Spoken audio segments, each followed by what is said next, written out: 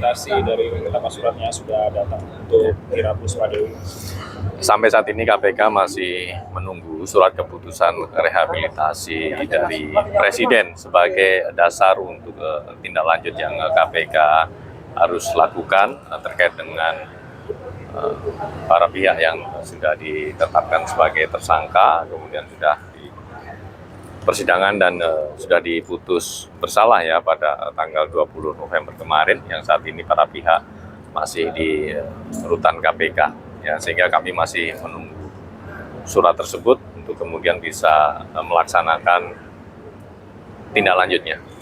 Kira-kira ada komunikasi nggak dengan pemerintah, Mas, untuk terkait dengan kapan suratnya itu akan sampai di KPK? Ya. Nah, nanti kami akan infokan kembali jika memang kami sudah mendapatkan surat keputusan tersebut. Tentu ketika nanti KPK sudah menerima dari surat keputusan tersebut, KPK akan memproses, akan menindaklanjutinya. Ada batas waktunya itu seperti apa, Mas?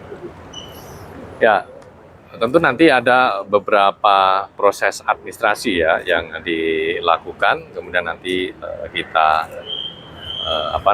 kalau memang surat keputusan rehabilitasi itu sudah kami terima, untuk kemudian sebagai dasar KPK menindaklanjuti ya, apakah kemudian mengeluarkan pihak-pihak yang sudah yang sedang ditahan saat ini. Ada batas waktu dari Kemenkum masuk itu suratnya, prosesnya alurnya seperti apa, Mas? Kemana dulu di Mahkamah Jaksa?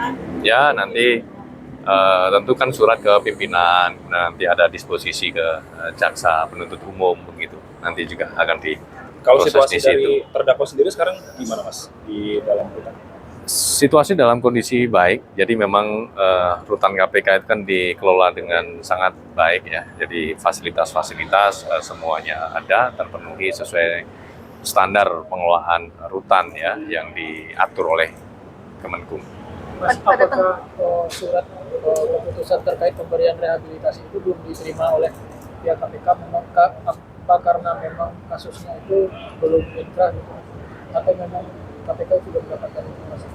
Kami belum mendapatkan informasi itu ya. Jadi memang dalam perkara ini kalau kita melihat ya ada dua dimensi ya. Dimensi pertama terkait dengan dimensi hukumnya, yaitu apa yang sudah dilakukan oleh KPK sejak dari tahap penyidikan dan juga penuntutan. Dari perkara yang berawal dari informasi laporan hasil audit BPKP, kemudian dilakukan pendalaman oleh KPK, untuk kemudian KPK menemukan adanya perbuatan melawan hukum yang dilakukan oleh para pihak terkait dengan akuisisi PT JN oleh PT ASDP.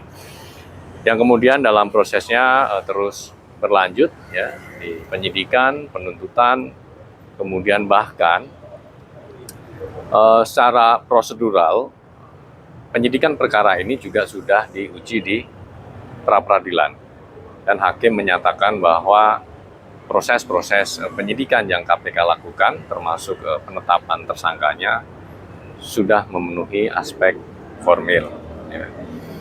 Termasuk secara material, ya, perkara ini sudah diuji juga dalam persidangan, dan pada pekan lalu, tepatnya di 20 November, Majelis Hakim juga sudah memutuskan ya bahwa para pihak ini diputus bersalah melakukan perbuatan melawan hukum dan mengakibatkan kerugian negara senilai 1,2 triliun.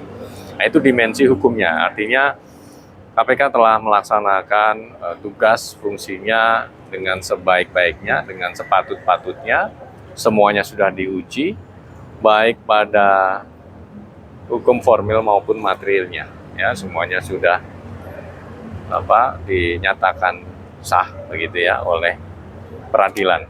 Ya, artinya ini sudah purna begitu ya. Kemudian pada ujungnya kemudian kita ketahui bersama Pak Presiden mengambil kebijakan, ya artinya di dimensi kedua, tadi dimensi hukum, sekarang di dimensi kebijakan. Pak Presiden memberikan putusan untuk melakukan rehabilitasi kepada para pihak, yaitu Bu Ira dan kawan-kawan gitu ya.